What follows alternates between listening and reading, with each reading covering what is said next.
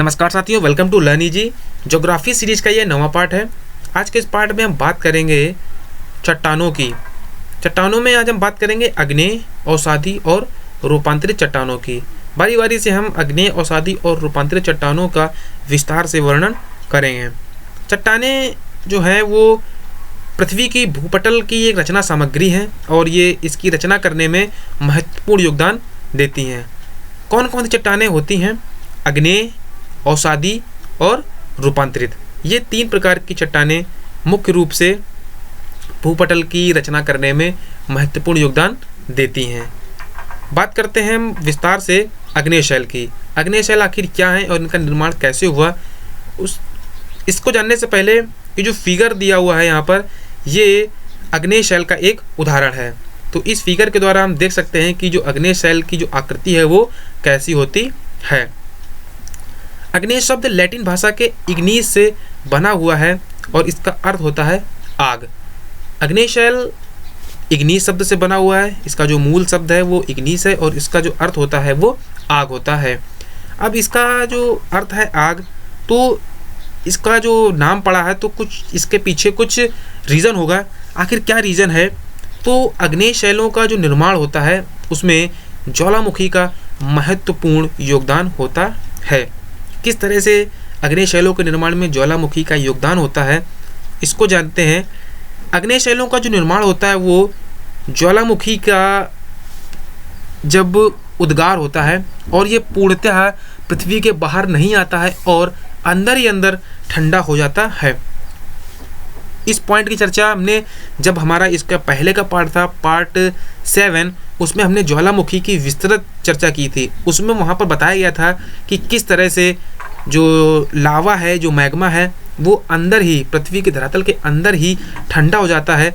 तो अगर आपको पूरी जानकारी चाहिए तो आप हमारे इसके 7वें पार्ट जो कि ज्वालामुखी का है उसका अध्ययन करें। यहाँ पर हम ये बताना चाहेंगे अग्नेय शैलों का जो निर्माण होता है वो जो ज्वालामुखी हैं उनको आंतरिक रूप से ठंडा हो जाने पर, जो वो धरातल के नीचे ही ठंडे हो जाते हैं, जो उसका लावा है वो ठंडा हो जाता है, तो उसी के परिणाम स्वरूप जब वो ठोस हो जाती हैं तो अग्नेय शैलों का निर्माण होता है। तो इसी वजह से ज्वालामुखी के गर्म लावे से निर्मित होने के कारण ही इसका जो नाम है या इसके नाम का जो अर्थ है वो आग होता है। तो अगर हम सिंपल वे में बात करें अग्नेय शैलों की, तो अग्नेय शैल जो हैं वो धरातल के नीचे लावा के ठंडा होने के परिणाम स्वरूप बनती हैं। जो अग्नेय शैलों का निर्माण होता है वो लावा के पृथ्वी के धरातल के अंदर ही ठंडे होने के कारण होता है। इन शैलों में लोहा तथा मैग्नीशियम युक्त सिलिकेट खनिजों की अधिकता होती है। जो अग्नेय शैल होती हैं इनमें किन किन खनिजों की अधिकता होती है?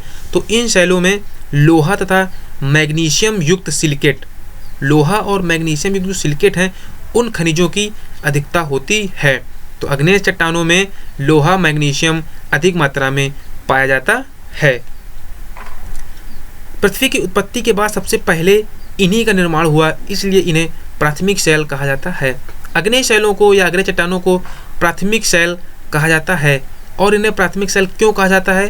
क्योंकि पृथ्वी की जो उत्पत्ति हुई है उसके बाद जो सबसे पहली शैल का निर्माण हुआ है वो अग्नेय शैल ही थी। इस वजह से इसको प्राथमिक शैल कहा जाता है।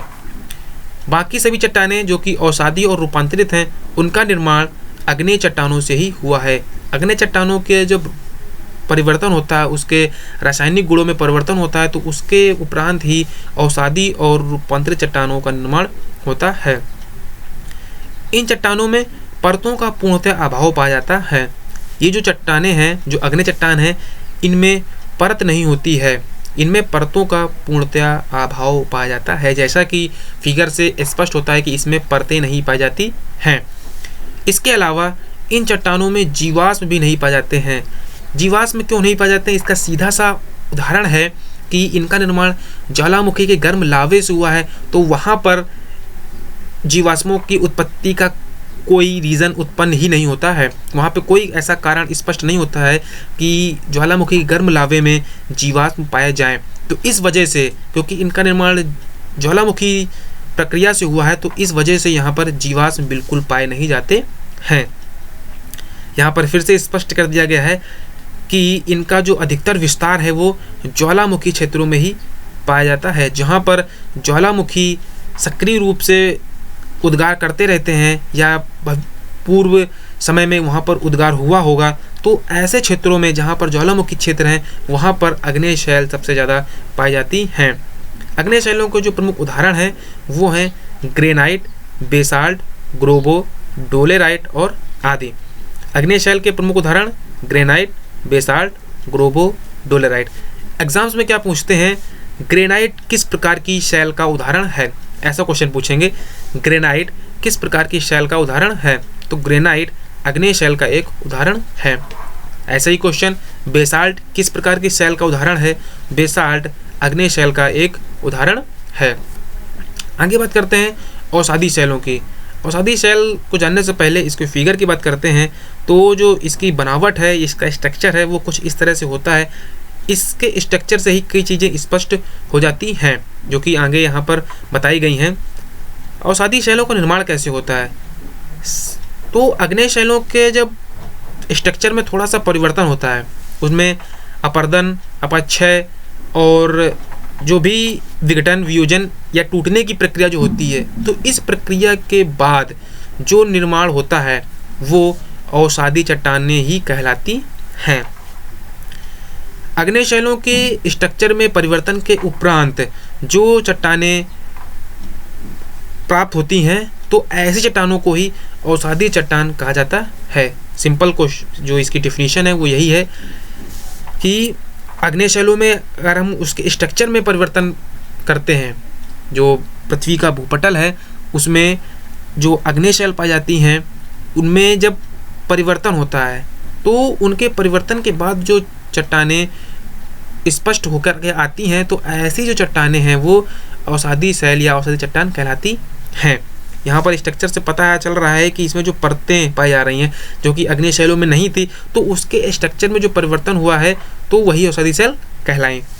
इसकी रचना परत के रूप में होने के कारण इसे परतदार शैल भी कहा जाता है। जैसा कि यहाँ से स्पष्ट हो रहा है कि जो औषधि शैल हैं वो एक परतदार शैल या चट्टान कहलाती हैं, क्योंकि इनमें परत पूरी तरह से पाई जाती हैं।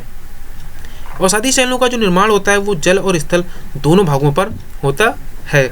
औषधि शैल का कोई पर्टिकुलर स्थान नहीं है, इनका निर्माण जल और स्थल दोनों भागों पर हो सकता है और ये दोनों स्थलों पर पाई जाती हैं। इसके निर्माण में क्या क्या इस्तेमाल हुआ, इसके निर्माण में चट्टान चूर्ण के साथ जीवावशेषों तथा वनस्पतियों का भी योगदान होता है। चट्टान चूर्ण से यहाँ पर आग्नेय शैलों के चट्टान चूर्ण की बात होती है। जो चट्टान चूर्ण यूज हुआ है वो यहाँ पर आग्नेय शैलों का चट्टान चूर्ण, उसके साथ जीवावशेष मतलब जीवों के अवशेष और वनस्पतियाँ जब आपस में मिलती हैं तो औषधि चट्टानों का निर्माण होता है। औषधि शैलों में क्या क्या होता है, औषधि शैलों में 80% सेल होता है, 12% बलुआ पत्थर और 8% चूने का पत्थर होता है। इन सभी का मिश्रण औषधि शैल कहलाता है। औषधि शैलों का पर्टिकुलर कोई एक रंग नहीं होता है, ये अनेक रंगों में पाई जाती हैं। औषधि शैलें परतदार होती हैं, इन शैलों में कुछ जीवाश्म भी मिलते हैं। औषधि शैल की विशेषता क्या है कि ये परतदार होती हैं और इनमें जीवाश्म भी पाए जाते हैं। इनका जो स्ट्रक्चर है उसमें 80% सेल, 12% बलुआ पत्थर और 8% चूने का पत्थर होता है और ये कई रंगों में पाई जाती हैं। औषधि चट्टानों को द्वितीय चट्टान भी कहा जाता है। औषधि चट्टानों को द्वितीय चट्टान क्यों कहा जाता है, क्योंकि आग्नेय शैलों के स्ट्रक्चर में परिवर्तन होने के उपरांत ही ये चट्टानें बनती हैं, तो इस वजह से इनको द्वितीय चट्टान भी कहा जाता है। औषधि शैल के कुछ उदाहरण हैं, कौन कौन से, बलुआ पत्थर, चूना पत्थर, सेल, कांग्लोमरेट, नमक की चट्टानें और डोलोमाइट। ये औषधि शैल के कुछ उदाहरण हैं, जिसमें से डोलोमाइट कई बार पूछा गया है कि डोलोमाइट किस प्रकार की शैल का उदाहरण है, तो डोलोमाइट औषधि शैल का उदाहरण है। इसके अलावा कांग्लोमरेट भी कई बार पूछा गया है, तो कांग्लोमरेट किस प्रकार का चट्टानों का उदाहरण है, तो कांग्लोमरेट भी औषधि शैलों का ही एक उदाहरण है। इसमें इम्पॉर्टेंट इसका स्ट्रक्चर है कि इसमें कौन कौन से पदार्थ पाए जाते हैं, तो इसमें 80% सेल, 12% बलुआ पत्थर और 8% चूने का पत्थर पाया जाता है। तो ये कुछ इंपॉर्टेंट था औषधि के बारे में। आगे बात करते हैं रूपांतरित या कायांतरित सेल।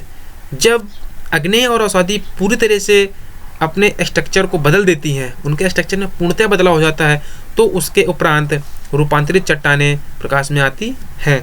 यहाँ पर स्पष्ट किया गया है औषधि एवं आग्नेय शैलों के ताप एवं दबाव के कारण जब उसमें परिवर्तन होता है, जब औषधि और आग्नेय शैलों में ताप और दाब के फलस्वरूप परिवर्तन होता है, तो उसके उपरांत जो भी पत्थर या सेल प्रकाश में आता है तो वो रूपांतरित सेल या रूपांतरित चट्टान कहलाता है।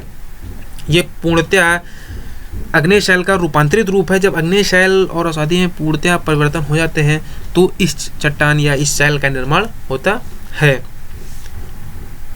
रूपांतरण की क्रिया के दौरान मौलिक चट्टानों के संगठन तथा स्वरूप में परिवर्तन हो जाता है। यहाँ पर मौलिक चट्टानों के रूप में आग्नेय शैल इस्तेमाल हुआ है। मौलिक चट्टानों के यहाँ पर जो मतलब है वो आग्नेय चट्टानों से ही है कि आग्नेय चट्टानों में जब पूर्णतः यहाँ पर संगठन तथा स्वरूप, मतलब जो आग्नेय शैल है उनका संगठन मीन स्ट्रक्चर और उसका स्वरूप, उसका आकार, जब दोनों परिवर्तित हो जाते हैं तो रूपांतरित चट्टान बनती है। इसके कुछ उदाहरण हैं नीस, ग्रेफाइट, संगमरमर, कार्डजाइट और सिस्ट। ये रूपांतरित चट्टानों के कुछ उदाहरण हैं। तो रूपांतरित चट्टानों के जो उदाहरण हैं वो हैं ग्रेफाइट, नीस, कार्डजाइट, संगमरमर और सिस्ट। एग्जाम्स में भी इसको कई बार पूछा गया है संगमरमर किस प्रकार का उदाहरण है या किस प्रकार की शैल का उदाहरण है, तो संगमरमर रूपांतरित या कायांतरित शैल का उदाहरण है। तो साथियों आज के इस वीडियो में अपने चट्टानों जिसमें से हमने आग्नेय, औषधि और रूपांतरित चट्टानों की चर्चा की। अगर आपको ये वीडियो अच्छा लगे तो इसे ज़्यादा से ज़्यादा लाइक और शेयर करें। हमारा नेक्स्ट वीडियो की अपडेट पाने के लिए हमारे चैनल को जरूर सब्सक्राइब करें। इसके अलावा आप हमसे फेसबुक पर भी जुड़ सकते हैं। फेसबुक पर आप हमें लर्न ईजी नाम से, जो कि पेज और ग्रुप दोनों हैं, तो वहाँ से आप हमारे द्वारा जुड़ सकते हैं और स्टडी मटेरियल और हमारे सभी वीडियो यहाँ से आसानी से प्राप्त किया सकते हैं। तो अगर आप हमारे इस ग्रुप से जुड़ना चाहते हैं तो इस वीडियो के डिस्क्रिप्शन में लिंक दिए हुए हैं, वहाँ से आप बहुत ही ईजिली हमसे जुड़ सकते हैं। तो इस वीडियो को ज़्यादा से ज़्यादा लाइक और शेयर करें जिससे अधिक से अधिक लोगों को इसका लाभ मिले। वीडियो देखने के लिए आपका बहुत बहुत धन्यवाद।